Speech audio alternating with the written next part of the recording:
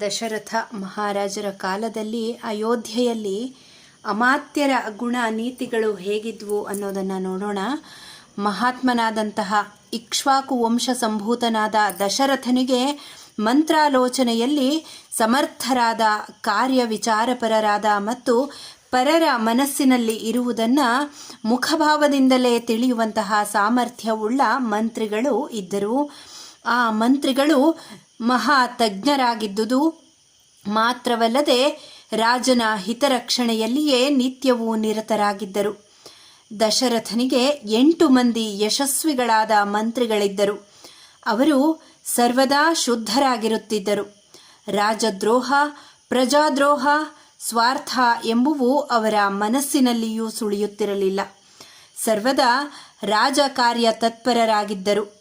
ದೃಷ್ಟಿ, ಜಯಂತ, ವಿಜಯ, ಸಿದ್ಧಾರ್ಥ, ಅರ್ಥಸಾಧಕ, ಅಶೋಕ, ಮಂತ್ರಪಾಲ ಮತ್ತು ಸುಮಂತ್ರ ಇವರೇ ಆ 8 ಜನ ಮಂತ್ರಿಶ್ರೇಷ್ಠರಾಗಿದ್ದರು. ಋಷಿಸತ್ತಮರಾದ ವಸಿಷ್ಠ, ವಾಮದೇವರು ದಶರಥನಿಗೆ ಮುಖ್ಯ ಪುರೋಹಿತರಾಗಿದ್ದರು. ಮಂತ್ರಜ್ಞರಾದ ಸುಯಜ್ಞ, ಜಾಬಾಲಿ, ಕಾಶ್ಯಪ, ಗೌತಮ, ಚಿರಾಯುವಾದಂತಹ ಮಾರ್ಕಾಂಡೇಯ, ಕಾತ್ಯಾಯನ ಮೊದಲಾದಂತಹ ಬ್ರಹ್ಮನಿಷ್ಠರು ದಶರಥನು ಮಾಡುತ್ತಿದ್ದ ಯಜ್ಞ ಕರ್ಮಗಳಿಗೆ ಋತ್ವಿಜರಾಗಿ ಭಾಗವಹಿಸುತ್ತಿದ್ದರು. ದಶರಥನ ಮಂತ್ರಿಗಳು ದಂಡನೀತಿಯಲ್ಲಿ ನಿಷ್ಣಾತರಾಗಿದ್ದರು. ಅಕಾರ್ಯವನ್ನು ಮಾಡಲು ಲಜ್ಜೆ ಪಡತಕ್ಕವರು, ನೀತಿಶಾಸ್ತ್ರ ಕೋವಿದರು, ವಿಹಿತವಲ್ಲದ ವಿಷಯದಲ್ಲಿ ತೊಡಗುವವರಲ್ಲ. ಶ್ರೀಮಂತರು, ಮಹಾಬುದ್ಧಿವಂತರು, ವೇದಶಾಸ್ತ್ರಗಳನ್ನು ಪೂರ್ಣವಾಗಿ ತಿಳಿದವರು, ಅಪ್ರತಿಹತ ಆದಂತಹ ಪರಾಕ್ರಮ ಉಳ್ಳವರಾಗಿದ್ದರು. ರಾಜಕಾರ್ಯಗಳಲ್ಲಿ ಕುಶಲರು, ಕೀರ್ತಿಶಾಲಿಗಳು, ಭಕ್ತಿ ಶ್ರದ್ಧೆಗಳುಳ್ಳವರು, ಕೊಟ್ಟ ಮಾತಿನಂತೆ ನಡೆಯುವವರು, ಎಲ್ಲರೂ ತೇಜೋವಂತರಾಗಿಯೂ ಕ್ಷಮಾವಂತರಾಗಿಯೂ ಯಶೋವಂತರಾಗಿಯೂ ಇದ್ದರು. ತಮ್ಮನ್ನು ಕಾಣಲು ಬಂದವರೊಡನೆ ನಸುನಗುತ್ತಾ ಮಾತನಾಡುತ್ತಿದ್ದರು. ಕ್ರೋಧದ ಕಾರಣದಿಂದಾಗಲಿ, ಅಭಿಲಾಷೆಯ ಪೂರಣಕ್ಕಾಗಲಿ, ಅರ್ಥ ನಿಮಿತ್ತದಿಂದಾಗಲಿ ಸುಳ್ಳನ್ನು ಹೇಳುತ್ತಿರಲಿಲ್ಲ. ಅವರಿಗೆ ತಮ್ಮ ರಾಷ್ಟ್ರದ ವಿದ್ಯಮಾನಗಳು ಪ್ರತಿಯೊಂದು ವಿಶದವಾಗಿ ತಿಳಿದಿರುತ್ತಿದ್ದವು. ಇಷ್ಟೇ ಮಾತ್ರವಲ್ಲ, ಪರದೇಶದ ವಿದ್ಯಮಾನಗಳು ಅವರಿಗೆ ತಿಳಿದಿರುತ್ತಿದ್ದವು. ದೇಶ ವಿದೇಶಾಂಗ ವ್ಯವಹಾರಗಳಲ್ಲಿ ಇದುವರೆಗೆ ನಡೆದಿರುವುದು, ಈಗ ನಡೆಯುತ್ತಿರುವುದು, ಮುಂದೆ ನಡೆಯಬಹುದಾದುದು, ಈಗ ಅನುಸರಿಸುತ್ತಿರುವ ನೀತಿಯಿಂದ ಉಂಟಾಗಿರುವ ದೋಷಗಳೇನು, ಅವುಗಳನ್ನು ಸರಿಪಡಿಸುವುದು ಹೇಗೆ ಮುಂತಾದವೆಲ್ಲವನ್ನು ಗೂಢಚಾರರ ಮೂಲಕ ಅನುದಿನವೂ ಕೂಲಂಕುಷವಾಗಿ ತಿಳಿದು ಮಾಡಬೇಕಾದಂತಹ ಕಾರ್ಯಗಳನ್ನು ಒಡನೆಯೇ ಮಾಡುತ್ತಿದ್ದರು. ವ್ಯವಹಾರಗಳಲ್ಲಿ ಕುಶಲರಾಗಿದ್ದರು. ಕಾರ್ಯ ಮಾಡುವುದರಿಂದ ಉಂಟಾಗಬಹುದಾದ ಗುಣದೋಷಗಳ ವಿಮರ್ಶೆಯಿಲ್ಲದೆ ಕಾರ್ಯ ಮಾಡುತ್ತಿರಲಿಲ್ಲ. ರಾಜನಿಂದ ಸ್ನೇಹದ ವಿಷಯದಲ್ಲಿ ಬಹಳವಾಗಿ ಪರೀಕ್ಷಿಸಲ್ಪಟ್ಟವರಾಗಿದ್ದರು.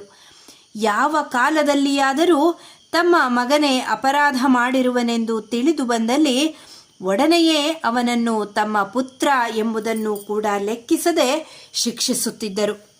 ರಾಜಾದಾಯವನ್ನು ಸಂಗ್ರಹಿಸುವುದರಲ್ಲಿ ವಿಚಕ್ಷಣರಾಗಿದ್ದರು. ಸೈನ್ಯದ ಸಂಗ್ರಹಣೆಯಲ್ಲಿಯೂ ಹೆಚ್ಚಿನ ಆಸಕ್ತಿ ಉಳ್ಳವರಾಗಿದ್ದರು. ಒಬ್ಬನು ವೈಯಕ್ತಿಕವಾಗಿ ತಮ್ಮ ಶತ್ರುವಾಗಿದ್ದರೂ ನಿರ್ದೋಷಿಯಾಗಿದ್ದರೆ ಅವನನ್ನು ಯಾವ ಕಾರಣದಿಂದಲೂ ಹಿಂಸಿಸುತ್ತಿರಲಿಲ್ಲ.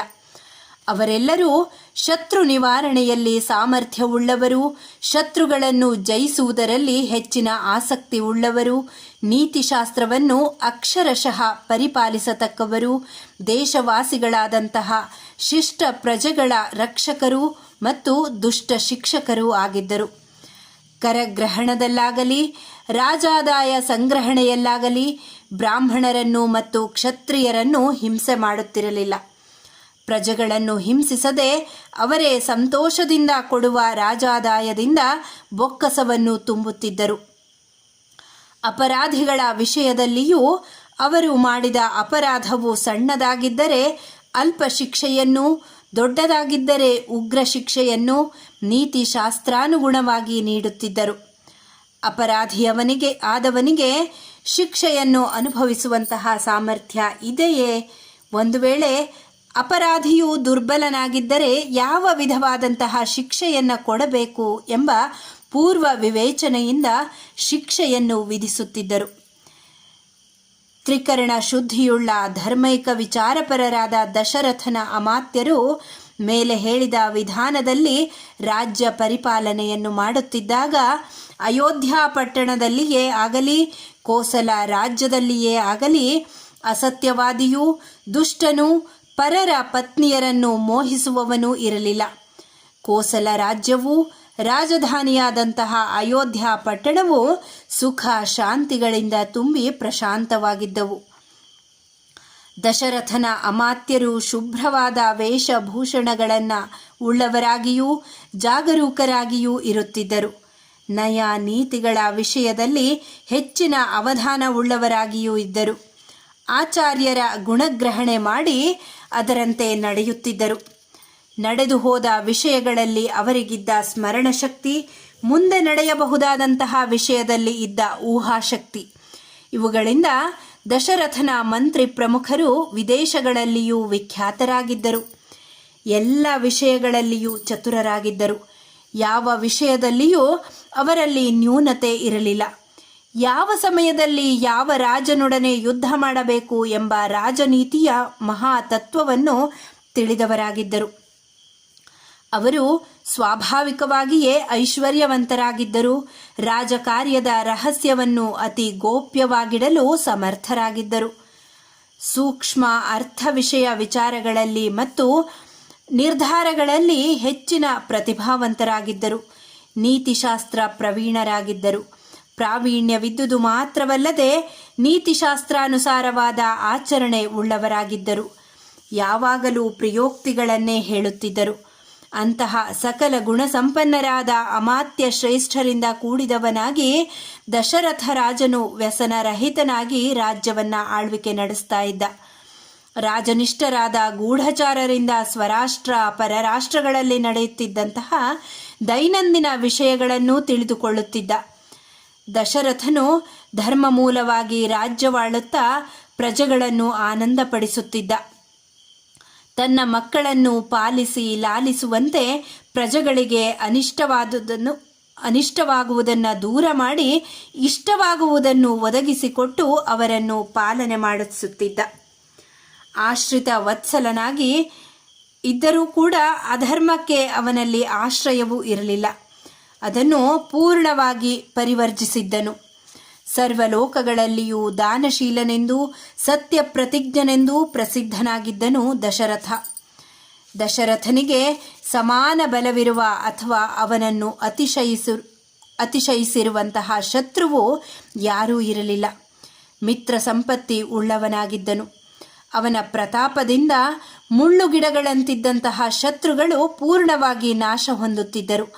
ಸಾಮಂತ ರಾಜರು ಸದಾ ವಿಧೇಯರಾಗಿ ವಿನೀತರಾಗಿದ್ದರು. ಸ್ವರ್ಗವನ್ನು ದೇವೇಂದ್ರನು ಆಳುತ್ತಿರುವಂತೆ ಭೂಲೋಕವನ್ನು ಮೇಲೆ ಹೇಳಿದಂತೆ ಅತುಲ ಪರಾಕ್ರಮಿಯಾದ ದಶರಥನು ಆಳ್ವಿಕೆ ನಡೆಸುತ್ತಿದ್ದ. ರಾಜ್ಯಾಂಗದ ಸಮಾಲೋಚನೆಯಲ್ಲಿಯೂ ರಾಜ್ಯದ ಮತ್ತು ರಾಜನ ಹಿತದಲ್ಲಿಯೂ ನಿತ್ಯ ಆಸಕ್ತರಾದ ಬುದ್ಧಿಕುಶಲರಾದ ಕಾರ್ಯಕರಣ ಸಮರ್ಥರಾದ ಅಮಾತ್ಯನಿಂದ ಕೂಡಿದ ದಶರಥನು ತೇಜೋಮಯವಾದ ಕಿರಣಗಳಿಂದ ಕೂಡಿದ ಬಾಲಸೂರ್ಯನಂತೆಯೇ ಪ್ರಕಾಶಿಸುತ್ತಿದ್ದ. ಇದು ದಶರಥರ ಕಾಲದಲ್ಲಿ ಅಲ್ಲಿದ್ದಂತಹ ಅಮಾತ್ಯರ ನೀತಿ ಗುಣಗಳ ವರ್ಣನೆಯಾಗಿದೆ. ಹಾಗೆ ಇದು ಬಾಲಕಾಂಡದ 7ನೆಯ ಸರ್ಗ. ಧನ್ಯವಾದ ಸರ್ವೇಭ್ಯಃ.